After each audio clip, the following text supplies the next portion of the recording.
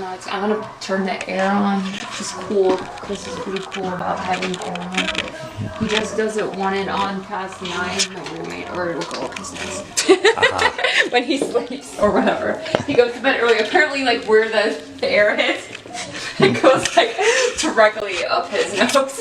It's really funny.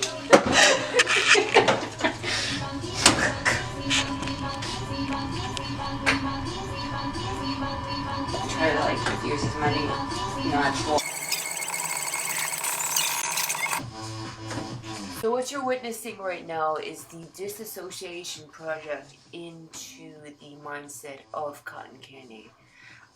All the egos use a technique called controlled disassociation, where in regular disassociation, also known as split personality disorder, which I do not have, is triggered by that's just normal and automatic, and the person usually having the splits aren't consciously aware of them. I am in full control of this, and I use music to personally trigger each ego's personality and combine with my own trauma. I can disassociate because, and I just found out why. It's so easy for me because I was gone through a lot of trauma, more than I thought.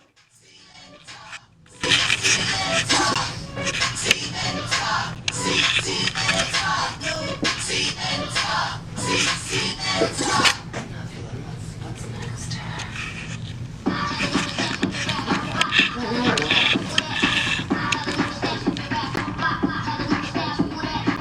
So I'm going to show you something right now. This is the album that created cotton candy. So I'm a channel, and I use synesthesia and stuff, and I told you that each egos are triggered by music. My friend and I are fucking nerds, and we love like anime and stuff.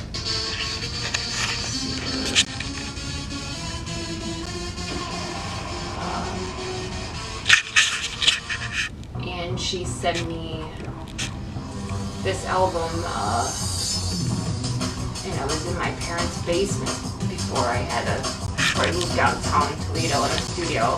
This was before I got my freedom.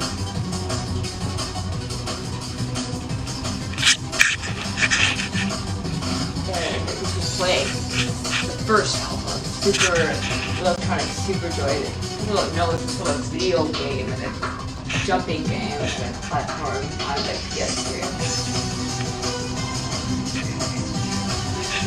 And I channeled her, the Chaos Game Project, which started out as a manifesto at the first day, like a list of rules of what I will not allow in my studio anymore, of like a commitment to my art. This is when I started to get really serious about my art. And then I like fucking channeled this psychedelic draft with like pink hair. I had a different wig for her.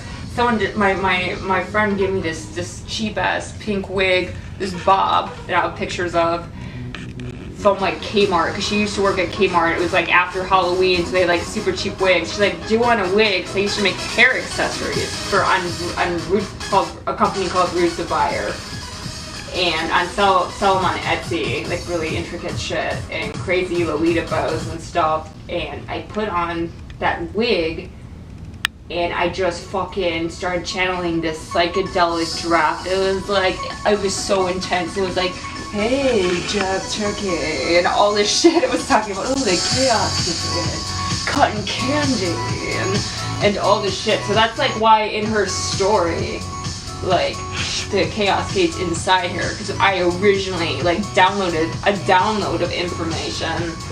So of the chaos gate and cotton candy, which is kind of interesting. So this one is a big one. This is like her jam. This is like vintage cotton candy. I want to say 2014, 2015.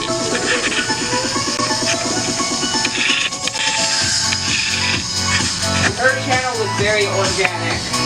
Some of them not so much, but first one. A lot of people don't know that nitrous was the first one, even before the stallion. That was 18.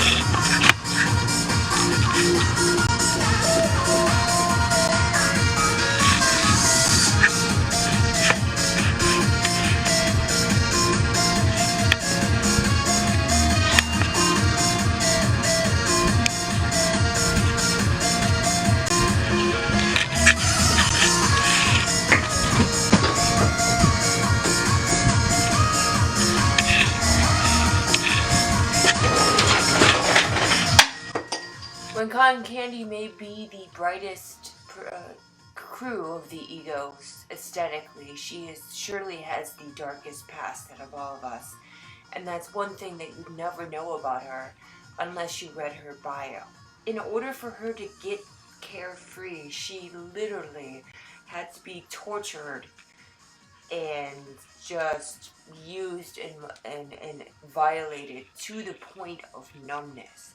To the point where nothing's really real because she disassociated so much that she's completely gone. In order for me to connect with this persona, I have to go into a very dark place, and as you see, masochism is needed to kind of get myself to what Dr. Karazuki, also known as Cotton Candy, I had to go through that to get to her mindset.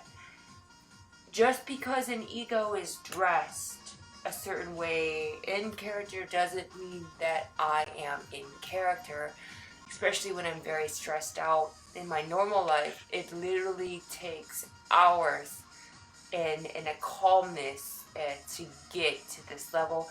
This is just a quick kind of look of part of what it takes to truly live and breathe Miss Psycho Nympho, Wonder Woman, Miss Cotton Candy.